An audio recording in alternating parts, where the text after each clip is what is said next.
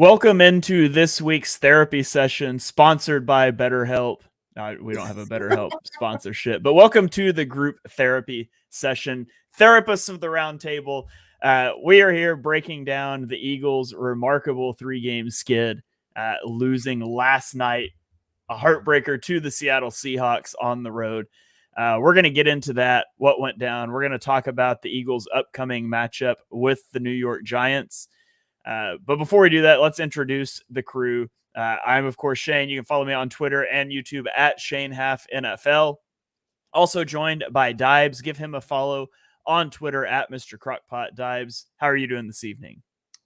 Literally, mentally, physically, physiologically drained, depressed. I haven't been hit by this kind of an Eagles loss in quite some time. I'm defeated, man. This was the worst day of work after an Eagles loss in quite some time. Even after that Niners loss, even after that Cowboys loss, we're going to be calling out a lot of players tonight. Sometimes I think we might have been going overboard on the personnel with the Philadelphia Eagles. The players, the execution get called out tonight, and it was an embarrassment. It was a pathetic performance, and we're going to break it all down. I'm hurting, man. I'm hurting all over. All right. Yep. Also joined by Ryan Reese. Give him a follow on Twitter at Philly Sports PSA. Ryan, how are you doing? Well, as good as we all are doing, right? I mean, we're all a little upset. We're all a little hurting. We're all, I think, the last of us that wanted to hold on hope that this was just kind of a 2-game against really, two, great opponents. And I think the last of us have finally jumped off that train, and now we're sitting on the sidelines realizing what this team is, and we're going to talk about it tonight. That's for sure. So it's not going to be pretty. That's for certain. All right. And we are notably missing David. David was downgraded to questionable for tonight's podcast with an illness. He is going to be podcasting separately from our team, so none of us get sick. So, which we should have just been like, oh, you're sick, you just do this all yourself then. I think that was kind of the Eagles' plan last night. So 13 runs for you. Here's 82 yards. Yeah. You host. You're sick, you host the podcast, David. But hopefully David's feeling better back in the game next week. We got to get him hosting a show. He did tell us that if the Eagles won, he would host the show, and then they lost and he mysteriously got sick. You can take that for what it's worth if you want the conspiracy theories. But see a lot of viewers here tonight. You guys drop your comments over here on the side. We love to interact with you. It's not group therapy if the group doesn't talk, so we don't want to just talk into the void. So drop your comments. Let us know what you guys are thinking as well. So I'm going to start it off this way. Scale of 1 to 10. Ryan, 10's the worst. Where's your panic meter about the Eagles right now? I'd say 6. And it may seem a little low. I mean, maybe I'm a little bit more optimistic than your average. I still do believe there is a decent football team somewhere in here. And we have seen it at times, maybe not consistently, maybe not put together in a fancy little bow. It may be gritty. It may be ugly, but it's there. It is there. But unfortunately, the deficiencies of this team are showing, and they are bleeding from all orifices right now, and it's not great. And they have 3 weeks until the playoffs to figure out what their main issues are and how to fix them. So right now I'm at a 6, but I feel like I'm a little bit more optimistic than you two probably will be. All right, Dibe, same question to you. 1 to 10, where's your panic meter at right now? I'm going to go 9, as in the sky is falling. And I think that's being generous. It does not matter what the Eagles do these next 3 weeks. It does not matter. You're looking at a quarterback, and by no means is Jalen Hurts the biggest problem of this football team, but he has regressed in many different areas, and we'll talk about that when we talk about takeaways from this Seattle game. You look at the personnel, you look at the execution, you look at the play calling, you look at the holes on this defense, you look at the deficiencies on this defense. It is what it is. And you take Jalen Hurts' legs away from him, and you look at his game management and going through progressions and game management. He's regressed. And what you're looking at is a bottom of the league defense. What you're looking at is a below average offense. And I know they clinched a playoff seed, but it's there. At some point you have to call a spade a spade. This is not a good football team. They continue to shoot themselves in the foot. And I don't think it matters what they do against the Giants, as we talk about here tonight. I don't think it matters what they do against the Cardinals or the next Giants game. This team has real problems, and we have to call them out on it. Yep. Absolutely. We got Patrick chiming in on Facebook, says, "What's up, fellas? What's up, Patrick? Welcome to the show." Everybody else, drop us some comments. Let us know, scale of 1 to 10, where you're at in terms of panicking on this team. For me, what I'm hoping for right now is the 2021 Rams. I think I keep an eye to the more of the NFL as a whole than either of you guys do, but the Rams in 2021, I remember coming on Chalk Talk and talking about as their season was winding down. They went on a 3-game losing streak. Now, granted, it was in November, not December, but they dropped 3 in a row in November. They dropped a Week 18 game to San Francisco. In the final 3 games of that season, I remember Matthew Stafford threw 7 interceptions in the final 3 games of the season, and they won 2 of those 3, but 3-game skid. Matthew Stafford was turning the ball over like crazy, and I remember coming on Chalk Talk heading into the playoffs and saying, I just don't think the Rams can pull it off. Like, Stafford is playing too poorly right now. The offense isn't clicking. I just don't think it's their year. And they won the Super Bowl. And it took some luck to get there. I mean, we all remember that Jaquiski Tart dropped arm punt in the NFC title game. And so teams can go on a run. And so, if you're sitting here reeling, you can cling to crazy things have happened. The 2017 Eagles, you would have written them off. The 2021 Rams, I pretty well wrote them off. You want to go back even further to the Giants year that they were a wild card and they knocked off the undefeated Patriots in the Super Bowl. Like, crazier things have happened. But I'm where Dibes is at. Like, nothing they can do the final 3 weeks is going to make me believe that, because you don't have a good team to go prove yourself against.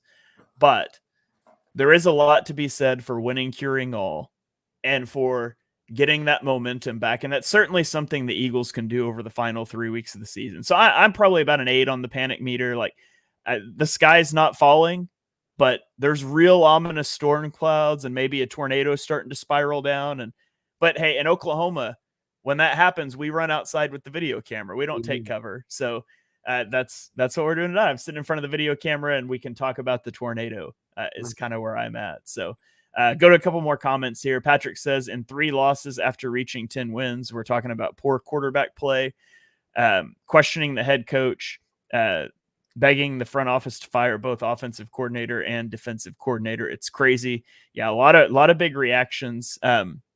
Crabby Old Man on YouTube, one of the best names that we have in chat routinely, says, I love this team and the organization. They play their hearts out. They conduct themselves well off the field. They make music. Don't forget it's December and we still have meaningful football and Christmas albums.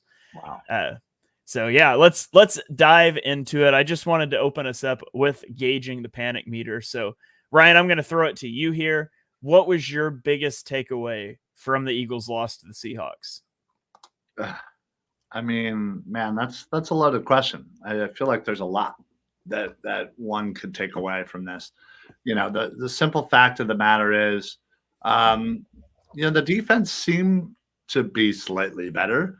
And listen, when you look at this team and you look at this team from last year, Howie, again, I think could only do so much, and he built this team to have a team that was playing with the lead. And that's how your kind of defense was structured, is playing with a lead almost. And that's why you could be a little light in the linebacker in the safety position, and you could afford to have aging corners, and it's not going to kill you. But when you're in games and you need them to actually step up and make plays and keep your team in it, not just keep them from scoring buckets, it's a little different. So I will say hats off to the defense. I thought they did play better. Obviously, second half and that end drive, certainly not. But I think a lot of that also was maybe defense positioning. But the offense, it's the offense. It's Hurts, it's Brian Johnson, it's Sirianni. It's the three of them. They seem to be not only on different pages, but they seem to be reading different books. And it just doesn't seem like one is playing into the other's strengths and vice versa. And it just seems like they just want to do their own thing. And I'm not sure why Jalen Hurts is completely missing easy reads. I'm sure we could go back and check tape and realize there was probably 5, 6, 7, 8 times where there was an easy play to be made. But Hurts had to kind of make play. And it was obvious that he was just forcing the ball to AJ Brown. And yeah, this offense just seems completely out of whack. I mean, you have your defense hold a team to 20 points, which doesn't seem like they've done in forever. And you haven't scored over 20 points in the last couple of games. So I think it's the offense, and it's no one person. It's all three of them. It's Hurts, it's Brian Johnson, and it's Sirianni, because he is an offensive coach, and he is who is leading this offense. He's got to do a better job of putting both of these guys in a better position to help each other, and they just aren't. They're just completely reading the same, a different book. Hell, they're not even reading books. One's reading a book, one's watching TV, one's in the backyard staring at the grass. Like it's ridiculous. Yeah. And that's gonna play. I'm sure we're gonna have a lot of talk here about the play calling issues and everything that's going on. Dibes, where are you at? What was your biggest takeaway from the game? Yeah, just to piggyback off of Ryan, and this, by the way, if you don't know who I am, this is coming from someone who's pretty defeated when it comes to this Eagles defense. It's all on the offense. That's the take. Jalen Hurts was awful. 143 passing yards against the NFL's 26th ranked pass defense. In the second half, 8 of 14, 64 yards, and 2 interceptions. Jalen Hurts didn't complete a pass longer than 18 yards. He had 2 picks last night. The last one was by former Giant Julian Love, which we'll be talking about in just a little bit. But you look at Hurts, man, he's up to 17 turnovers this season, tied for most in the NFL. He had 8 last year. That Hurts ball to AJ Brown, it was so underthrown. The Eagles had 2 timeouts in that situation. They had 15 yards to go to get a game-tying field goal by Jake Elliott. And then if you go back and look at that play, I think it was Kenny Gainwell who was wide open in that situation, who could have easily had 15 to 20 yards there. And then when you watch the throw to Quez Watkins, just as dumb as it freaking gets, man, especially when the Eagles were moving the ball pretty well on the ground at that time and getting yardage. Again, Jalen Hurts is not the problem, but you cannot deny that Hurts's decision-making has regressed this season. The explosiveness in his running is gone. It's not making defenses honest like it did last season. Too many times do we see Jalen Hurts go for the home run ball in inopportune times in big situations instead of taking what the defense gives him. I think, dude, I hate to make this about Jalen Hurts because I freaking love the dude, but the first step in solving a problem is recognizing, admitting there is one. And Jalen Hurts has regressed, and he's been consistently outplayed by opposing quarterbacks this season.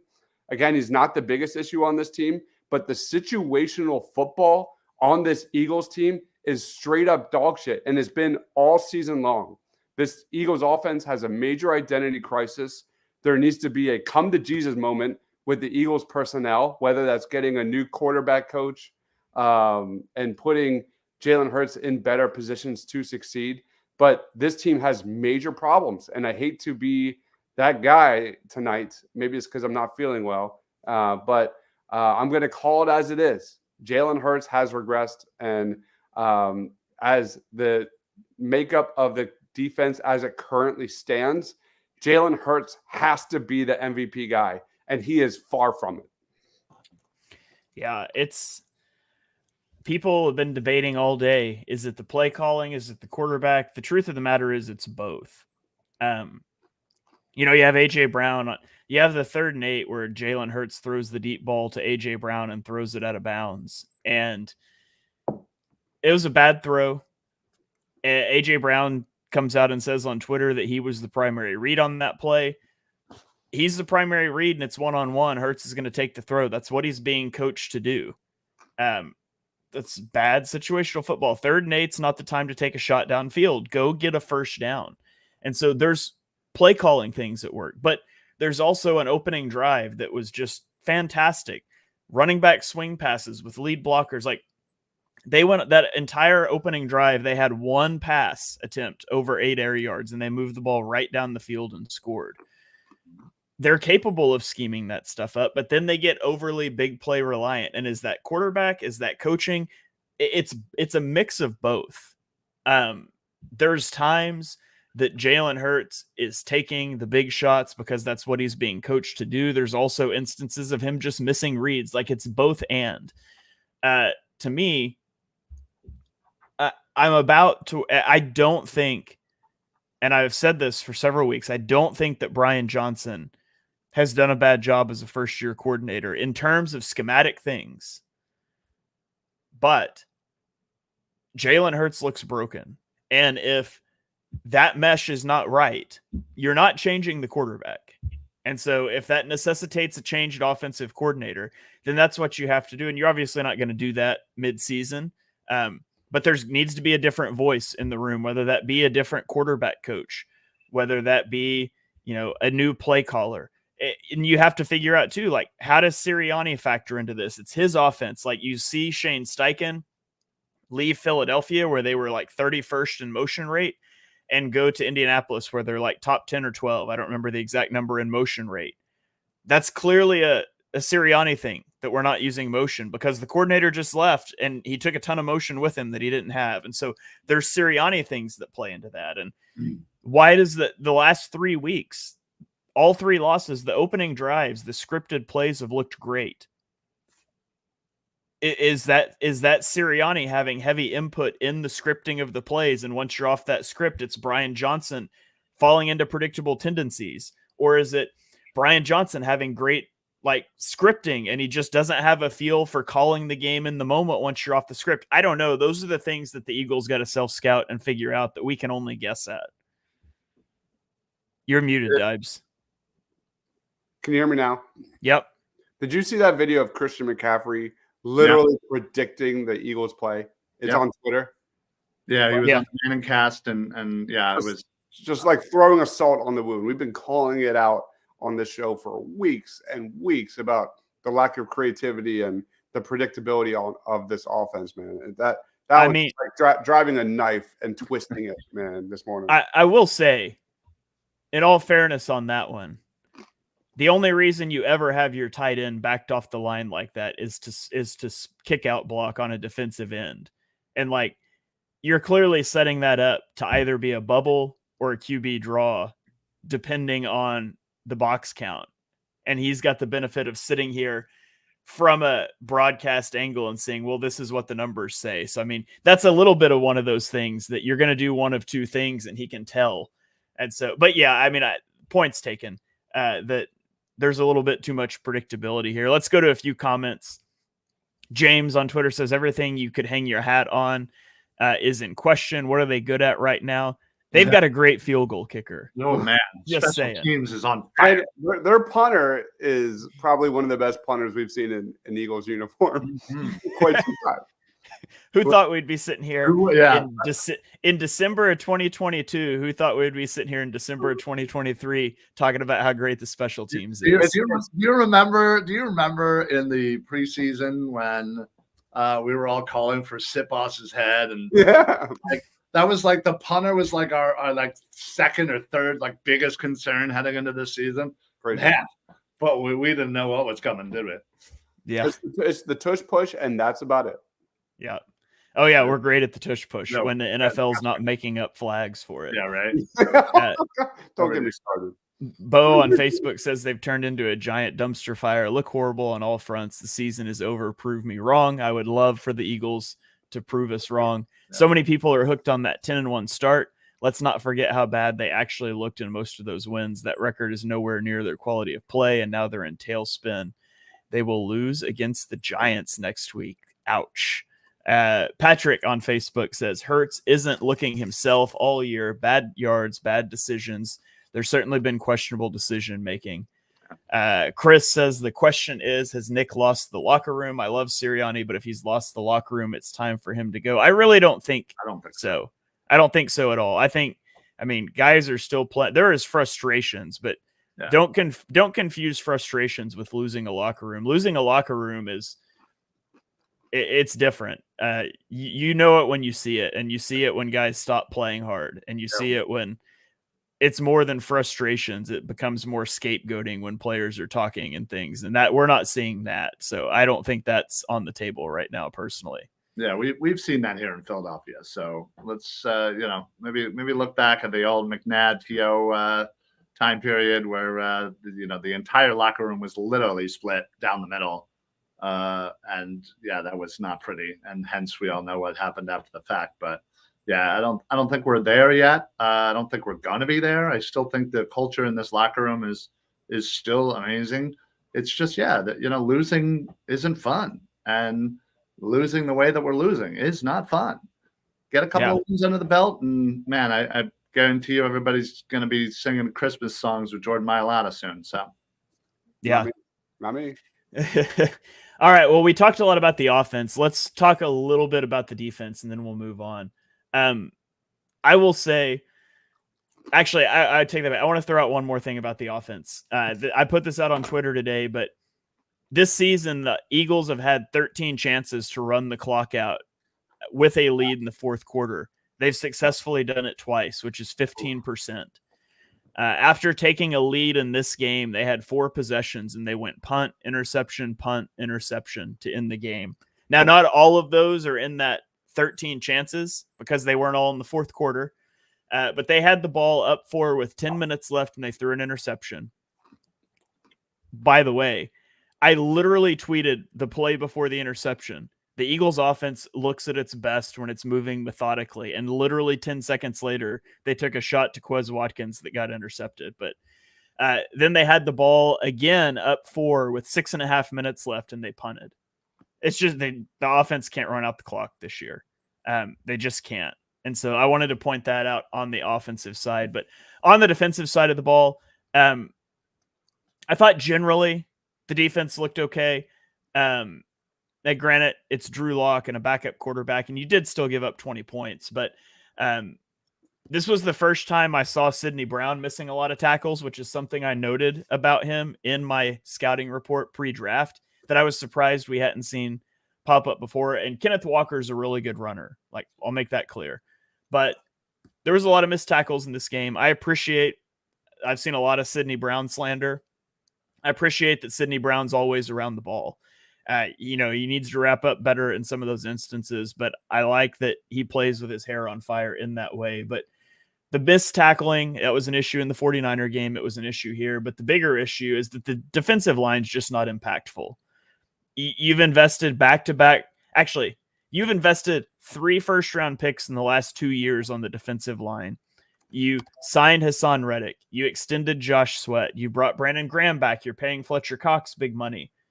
They sacked Drew Lock, a backup quarterback again, 2 times on 35 dropbacks. And the whole thing has been, you earn the right to rush the passer. They've talked about that for years. That final drive, Seattle has one timeout because they bungled clock management, and they dropped back to pass 10 straight plays, and you knew every one of them was going to be a pass. They had 0 sacks. They had 1 pressure, and it was on the first drop back on the drive. The defensive line is just not impactful. And for the way the roster is constructed, the defensive line has to be impactful.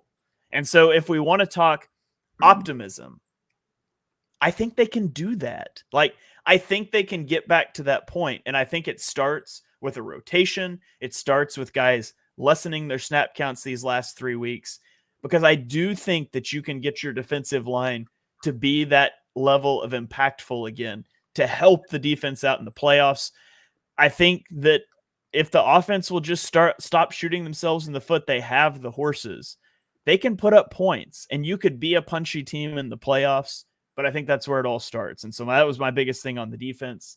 The defensive line's just not making an impact anymore. That's the take. That's absolutely 1,000% the take is, I know, like, in my opinion, this defense goes as Jalen Carter goes. The Eagles need to find a better way to get him more active into that backfield. But the back seven is just atrocious. It is atrocious. We all saw it coming. James Bradbury, we all, I don't even know how much there is or what's left there is to say about James Bradbury and his regression. He just got carved up, 7 receptions on 8 targets, 116 yards, a touchdown, 118.8 quarterback rating when targeted. He's allowed a 90.5 pass rating coverage this year, giving up 9 touchdowns and only 1 interception. But it's the defensive line. The Eagles are not getting home. We know that, and we have seen it over and over and over again how much that in this defense helps out this Eagles secondary. And shout out to Keely Ringo, shout out to Eli Ricks, who did the best they can. But this defense is broken. The discussion with Howie Roseman and where he values different positions needs to be looked at this offseason. It's not going to be within the next month or two, but there definitely needs to be a discussion about that moving forward. So for me, the Eagles defensive line, teams being able to, having the blueprint to negate this Eagles defensive line is everything. And it's really a shame. I don't know how the Eagles fix this. I really don't. I would love to see them stop playing James Bradbury, or at least put him in the slot. Or at least put him in the slot. You could put him in the slot. You can rotate him with Roby, or you can just play him as your slot guy. He's clearly lost a step, and it's something I've said for a few weeks now. He just doesn't have the athleticism. And so why are you leaving him on an island from the 29-yard line with 33 seconds left? I don't know. But he doesn't thrive in man coverage. It's always been zone coverage. He doesn't have that athleticism anymore. I would like to see them bump him into the slot, play Keely Ringo and Eli Ricks outside. Whichever one of them plays better the next 3 games is your starting outside cornerback opposite Darius Slay. And James Bradbury can be your slot, or Avonte Maddox if he comes back. But, I mean, at this point, there's no purpose to continue playing Bradbury out there. He's toast, and you might as well get a look at the young guys. And, same thing. Get Nolan Smith a lot of snaps the last 3 weeks. Rest up these other guys. Play Sidney Brown a heck of a lot in big nickel and big dime. Like, I want to see a youth movement on the defense. The Eagles have to start getting things out of their draft picks before their second and third year. Like that, look at the Chiefs defense, and they got Steve Spagnuolo, but they started so many rookies last year, and now they've got a top 5 defense, and it's because they got those guys reps last year. Oh, and they won a Super Bowl too.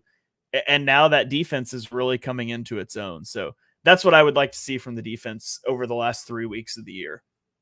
Yeah, no, you guys are absolutely right. It starts up front. That has always been our bread and butter. And last year, obviously, it was with 70 sacks. But and again, and to Shane's point, last year we were playing with big leads. We knew teams were going to be dropping back and passing, and that's why we were able to have so much success. And obviously, that's not happening this year. But even when it did, as we saw, yesterday, they weren't getting home. So there's something needs to give. And you're right. We need to see more Nolan Smith. He needs to be more into the rotation.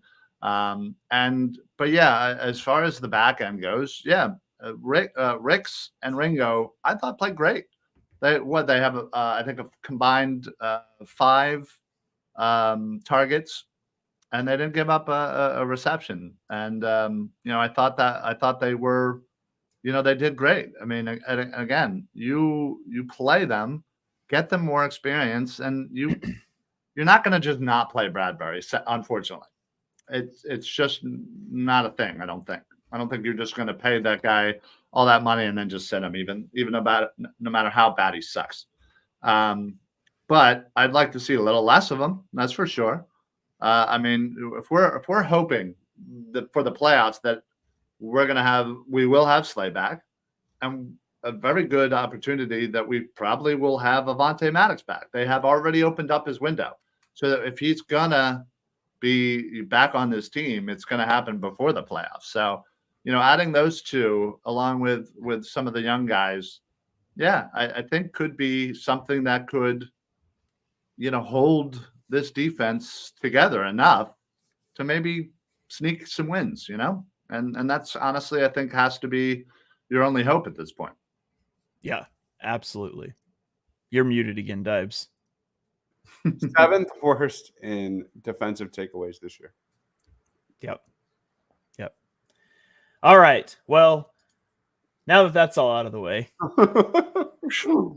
let's take a deep breath and let's pivot to talk about this Giants game that has, let's be honest, it has the ability to make or ruin Christmas for everybody, right? Thank you, NFL, putting it on Christmas. I hate that this game is on Christmas because I would really love to watch that Ravens 49ers game on Christmas night. I'm pretty sure I can't get away with going back-to-back games on Christmas Day, though. So thank you, NFL, for putting Eagles Giants on Christmas. You guys drop your comments down here. Let us know what matchups you're looking for in the Eagles Giants game. Give us your predictions for the game. But Ryan, I'll throw it to you here first. Give me, what's your matchup to watch? Eagles versus Giants. My matchup is honestly the offense versus themselves. Seriously, like, you have been piss poor for a month, essentially. And, you absolutely need to figure this out in some way. Go with what works. Go with what's easy and simple. You don't have to have, confusing reads or tough. Just, my Lord, just look for the easy things. And, Shane, you said it earlier. They are much better when they just move the ball methodically down the field, bit by bit by bit. They don't need to make the huge play. That's clearly not this team this year. It may have been last year, but it's not this year. It's not happening. So let's, and again, I like the fact that, Swift was running well yesterday, and Gainwell, as much as I hate him, was actually doing pretty good running the ball.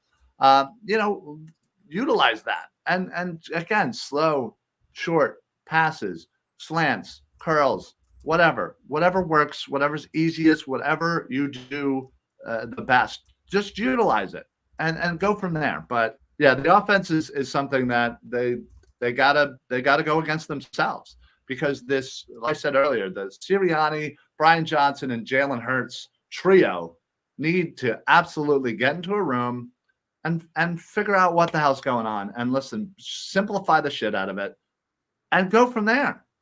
And just do your jam. You have the skill players. Just use them. Use them, please. So, yeah, I'm looking at the offense, and hopefully they get out of their own damn way. All right, the offense against itself for Ryan. Dibes, what's your matchup to watch in this one? It's Matt Patricia versus the Giants' lack of offense. I mean, that's this Giants offense is god-awful. You look at last week, the offensive line allowed 7 sacks, 9 quarterback hits against the New Orleans Saints. There were drops. Saquon Barkley had 9 carries for 14 yards. The Giants averaged 3.2 yards per play. They went 2 of 16 on third down. This Giants offense has the third worst passing DVOA in the NFL, and their rushing attack is even worse, second worst in rushing DVOA. I'm looking at the Eagles pass rush. We kind of already touched on a lot of that, but through 14 games, the Giants have given up a franchise record 76 sacks. New York quarterbacks have been sacked at least 7 times in 6 games this year. They are the third most sacked team in NFL history. If there was a game for this Eagles pass rush to get on the right track, it is this. As a caveat, we've said this against the Seahawks offensive line, which was not good as well. We've said this repeatedly, and the Eagles have fell short. So for me, it's got to be Matt Patricia and this defense figuring it out. There's so much to unpack. But I'm looking at the Eagles pass rush against a horrible Giants offensive line. I think his name's Justin Pugh, one of the worst guards in the NFL. So that's what I'm looking at. Yeah. I was going to talk D-line against the Giants offensive line, which is just not a good offensive line. But I'm just going to stick with the offense because that's what's most important to me. Like, this team will go as the offense takes it. And Ryan's exactly right. It's the offense getting out of its own way. Like, don't come out and execute a great opening drive again and then get shot happy. And the Giants are going to blitz. Wink Martindale's going to send blitzers at you. So you're going to it's going to probably be a lower time to throw game. You're going to have to get the ball out. And maybe that's good. Like, maybe facing that blitz happy approach will force the Eagles to get the ball out quick. Now, we've seen it go the other way where it just becomes scramble, try to run away, or throw, wide receiver screens. And I hope that's not the approach, but maybe facing a defense that's going to send pressure at you will just force you to play underneath ball. And I think that could be one of the best things for this offense. They need to get back in a rhythm, stop hunting big plays, get back in a rhythm, and maybe, a heavy man cover, heavy blitz game is a way that you can do that, in a way you can get your wide receivers going again. And so that's my hope for this game. That's what I'm going to be watching, is how the Eagles deal with that pressure. And if the offense can just come put on a dominant performance, because they should be able to dominate this team.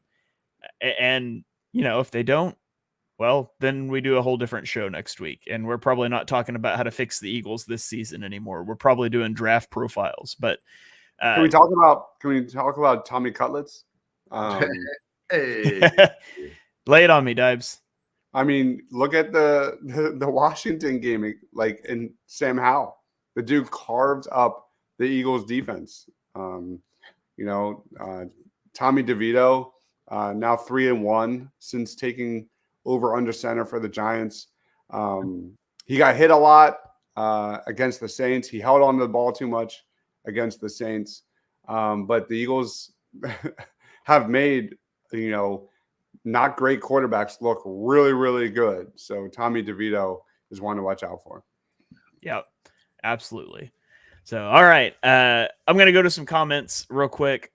William says it should be the Eagles 31-13. Somehow it will be Eagles 27, Giants 23. Rob says, take what the defense gives you and stop trying to force nonsense. Hurts doesn't need to be a hero. William says, can we be honest and say Hurts is holding back the passing game? Yeah, we talked about that some. It's a group effort, but it comes down to Hurts and play calling, and that's difficult to parse out at times. No excuse why they shouldn't beat the Giants. Where are the drag routes, comeback, slant, same side toss, RPO, and Goddard over the middle? And then we've got the same comment coming in on YouTube. I'm going to assume maybe that's the same person. Research, I don't know. Research guy on Twitter, Eagles guru on YouTube, maybe the same. Maybe. Or maybe somebody's watching on Twitter and they're like, oh, they're not seeing this Twitter content. I'm going to take it. I don't know. It could go either way. I'm going to think this is the same account, though. Putting that detective where this is post-snap recognition right here, guys. Recognizing it, making the audible on the fly. All right. Let's throw it around the horn here. We'll give our player of the game predictions, our score predictions, and we will get out of here. Dives, I'll throw it to you first. Player of the game prediction. Give me your score prediction. What's going to happen on Monday? It's got to be Jalen Hurts. It's that simple. It's got to be Jalen Hurts. Same guy, guilty as charged. All right, we got him. Research guy and Eagles guru. Same guy. I love it. It's got to be Jalen Hurts playing better, making better reads, getting the ball, taking what the defense gives him. Easy pick. For score prediction, you look at the Eagles against the Niners. That was the Niners Super Bowl. That was their big game of the year. You look at the Eagles in Dallas with their backs against the wall, got blown out. A gutless performance. You look at the Eagles going to Seattle in a must-win game, in my opinion, and the Eagles were spineless yet again. And now we're getting to a Giants team. This is probably their Super Bowl. They're definitely, I think, 6 in the tankathon race to get a good draft pick. But I know for a fact that nothing would make the Giants more happy than to continue to spoil the Eagles' playoff chances. So just like we've seen against Washington, I think this is going to be a close game. Nothing about the Eagles' offense makes me confident that they're going to right the ship at this point. What could you, other than the tush push, like there's nothing about this Eagles offense that, yes, that's going to happen on Monday night on Christmas against the Giants. I did predict a Seahawks win last week. I do think the Eagles win this one, but I think it's going to be close. Give me Eagles 27, Giants 24. Eagles 27, Giants 24. Ryan, you're up. Who do you have for player of the game and score prediction, please? Do I have to pick somebody? Honestly. Did I pick? Yeah, I picked Jalen Hurts. Sorry. Yeah, you did. Yeah, I mean that's a good one. I mean, if they want, he needs to turn this crap around. So you're right. That was a great choice, and you're probably going to win. But since I don't have him, I'm gonna keep shoving Swift down everybody's throat until he actually does something again, or they give him enough carries that he actually can do something. Listen, I think. I was hoping leading into this game, as we talked on pregame, that, with Hurts being sick, man, we really should have relied a little bit more on the running game. And while they did more than, I guess, they're normal, Jalen still ran the ball quite a bit and was still throwing the ball all over the place and not to anybody that he should have been. So I'm hoping maybe that, again, somebody somewhere says, hey, listen, let's ease you back into this. And there was a comment earlier that's, said, something about the when I said it, simplify things. You're confusing simple with vanilla and predictable. They're completely two different things. Where you make the job easier for Hurts, and using the running game is certainly one of those things you can do. Simplifying your routes, not necessarily making them predictable or vanilla, but doing the things that you do well. But anyway, I'm going to go Swift, and I'm going to go 23-20 Eagles, keeping my streak alive of calling Eagles victories all year. And I know David, not with us here in spirit, off podcasting elsewhere separately, I'm just gonna assume he's calling for an Eagles victory too, just to keep his streak alive as well. Yeah. By the way, before you guys go try to find David's solo podcast, totally a joke because he's sick. Hurts traveling separately from the team. David podcast, just didn't want anybody confused. DMing David while he's sick, being like, what happened to Birds of the Round Table? There's some frustration in the podcasting locker room. It's boiling over. Was he like demoted to the booth? Like nothing weird going on here. There's some shouting matches going on. Not that if there was, we wouldn't say the same thing. So yeah, just tune in next week. You'll see. He'll be back here with us. So right. Maybe even hosting the show. We'll see what happens. So good stuff there. I'm going to go Hassan Reddick for my player of the game prediction. Evan Neal hasn't played since week 9. He's still questionable, but maybe trending to play. Evan Neal's just bad. He's been bad. That might be one of my worst, and I'm not going to write him off after his second season, which has been really injury riddled, but that might be one of my worst draft evals of all time if he doesn't turn this around. But I might get to finally stop talking about Paxton Lynch and start talking about Evan Neal when that question comes up in mailbags. But if he plays, Hassan Reddick should feast. And if he doesn't play, you're going against Tyre Phillips, who's not a good right tackle either. So I really think that you could see, and I'm just projecting here too a little bit, but you've got a quarterback that takes a lot of sacks. You got Hassan Reddick, needs a bounce back game, and Hassan Reddick's a really hot and cold player. And so if he can get going here, maybe that carries into the playoffs. So I'm going to go Hassan Reddick. I'll say the Eagles win this game. I'm going to go 21-20. Eagles win. We're going to be sitting on the edge of our seats the whole time. Guys, Shane, we're going to actually get to watch John Michael Schmitz for the first time this week. And he was one of my guys last draft. So I'm excited to watch him and Thibodeau for sure.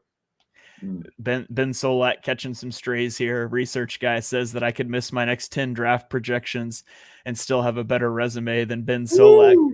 I'm just going to tell you, I definitely have my fair share of draft misses, but we talk about those. They're fun as long as they don't get drafted by the Eagles and become misses. Sure.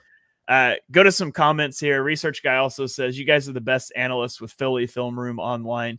By the way, yeah, if you guys want another place to get great Eagles content, go check out Philly Film Room. I tweeted links to a bunch of his videos, but he puts out like 10-minute scripted videos that are incredible stuff. Anthony says Giants. Giant. I shouldn't have put that on the screen. Yeah, no, we're putting this bad stuff out there. That's Giants 24-21. Let's see. What's worse, Evan Neal terrible playing or the Eagles? Yeah.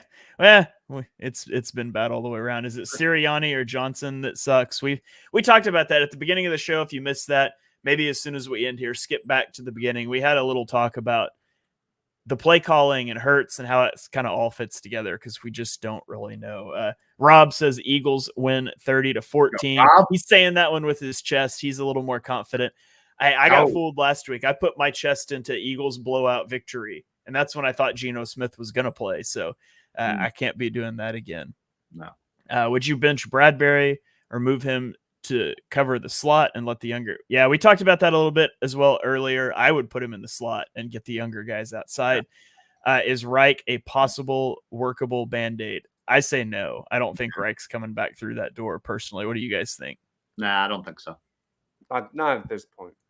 Yeah, I think you pretty well have to ride with what got you here and hope that it works out. So, all right, that's going to about wrap it up for this episode of Birds of the Round Table. Comments are flying tonight. Really appreciate you guys tuning in, especially after such a tough loss last night. Rob says been miserable all day. Need to change it up. Guys, don't be miserable. It's just football.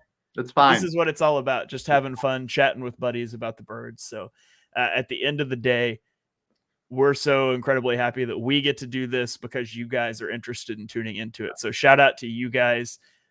Regardless of if this team stinks, you guys are awesome and make this a lot of fun. So appreciate you tuning in. Let's throw it around the horn here. Dibes, final thoughts, plugs, anything you've got coming out. I know you've got a lot of draft stuff in the works. Plug your stuff, man. Yeah, if you love the NFL draft, go check it out. I've been putting out individual scouting reports. Me and Ryan have been doing top 10 positional rankings on linebackers, edge rushers, cornerbacks. I'm sure I'm missing. Tomorrow we're doing our top 10 safety rankings. They're all live shows. Come join us, react with us. Scouting reports, graphics, projections, all that kind of fun stuff. And I'm on my way of creating my top 100 big board. We have scouted so many players in this draft. Go check that out. You can find it at Edge of Philly Sports on the YouTube channel. Just quick 4 or 5 minute, scouting reports on what they do well, what they don't do well. And I put their best plays, highlight reels of the season at the end of the scouting report as well. And right now, over the last few days, I've been doing a lot of tape watch on the Alabama Crimson Tide. So scouting reports coming on Terrion Arnold, unbelievable ball player. His tape just screams Philadelphia Eagle, man. He's a fun one to watch. If he's available for the Eagles at the back end of round 1, you absolutely take him. And then other guys, Dallas Turner, Chris Broswell, Malachi Moore. And then I'm going to be also doing Johnny Newton this week. A really fun defensive tackle prospect out of Illinois. So I'm off school and I'm off work starting Friday. So I'll be pumping out probably about 3 videos a day. So go check that out. All right. Be sure you check out Dive's stuff. His draft stuff is incredible. If you're not following him on Twitter, you are missing out. So go check him out at Mr. Crockpot. Ryan, what about you? What do you got coming out? What's going on in your neck of the woods? And also, are you frozen or sitting really still right now? I am sitting very still. No, I am clearly frozen, but I can hear you. And a ventriloquist apparently too. Right. Yeah. Well, listen, I got some skills that people just don't know about. So, yeah, listen, yeah, we got lots of stuff coming out, especially over the next couple of weeks, couple of months, as far as draft content, as Dive said. So please make sure you head on over to Edge of Philly Sports, YouTube. Check out all the old videos. I'm telling you, if you want to get yourself involved and informed about this draft coming up, there's no better place. Honestly, there's no better place. So check that out. Check out some videos. Dive in, and just really have some fun. But yeah, tomorrow we're doing safeties. We're going to be doing we still have to do top 10 from Washington and from Texas. Yeah. So we're going to be doing those shows coming up. So certainly stay tuned for that. Hey, I'm back. Man, I made it through the other side. So check that out. And then, of course, normal shows throughout the week, obviously, with Christmas coming up. Not anything happening on Monday, but we'll be back for Tuesday's edition for sure. And I'm just hoping everybody has a great Christmas holiday, however you celebrate. Just enjoy yourself, be safe, be happy. And there's another day in Eagles land. So we'll be all right. We'll be fine. All right. Yeah. Be sure you are following Ryan's stuff. If you're on Facebook, go check out Philly Sports Alliance. Turn on notifications for their group. You get all of their shows, all of our shows, all the stuff in one place. So be sure you check that out. You can follow me on Twitter and YouTube at Shane Half NFL.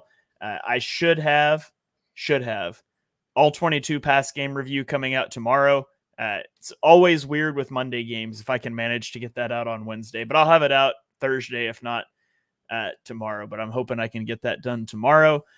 I'm also hoping I can do some stuff with like Keely Ringo, watching some of his snaps and stuff, but I'm not going to promise anything because it's a crazy week with the kids out of school for Christmas. So we'll see what we can get to. I always hit that wall this time of the year where it's like 3 months in, it's like, man, I'm almost tired of watching all 22 film all week, plus all holiday travel and stuff. It gets a little hard. But it's all good. And now it coincides with the Eagles dropping a few games. Shouldn't it be called all 21 since Quez? Man, that was a burn. Research guy off the top rope. Shouldn't it be called all 21 films since Quez Watkins is on the field? Best comment of the day. Best comment of the day. And man, on that note, we might as well get out of here. I'm not going to top that. I'm not going to say anything better than that. Thank you guys for tuning in. Thank you for commenting.